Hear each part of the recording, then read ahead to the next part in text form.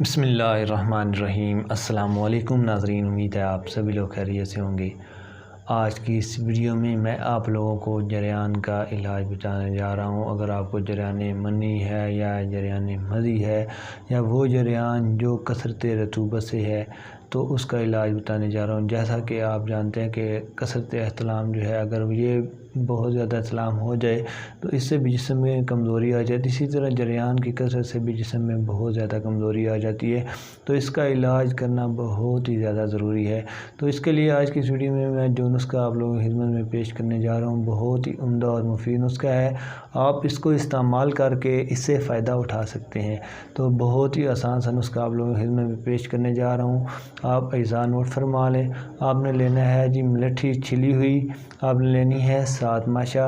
اس کے بعد آپ نے لینا ہے تخم کاہو 10.5 ماشا لینا ہے آپ نے۔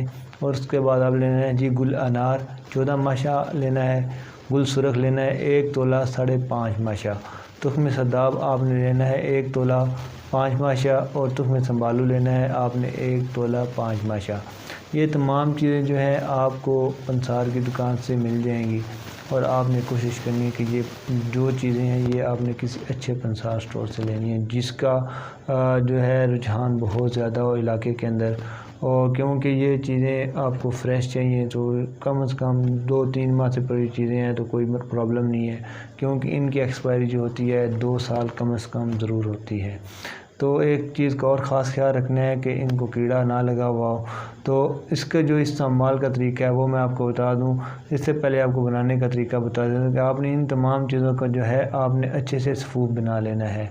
ایک چیز کا خاص خیال رکھنا ہے کہ آپ نے ملٹھی چھلی ہوئی لینی ہے۔ آپ کو وہ ثابت ملے گی پنسار کی دکان سے، اوپر سے آپ نے اس کا چھلکا اتار لینا ہے۔ تو اس کے بعد اس کی مقدار جو ہے 7 ماشا تعین کی گئی ہے، تو آپ نے اس حساب سے جو ہے اسے بنانا ہے۔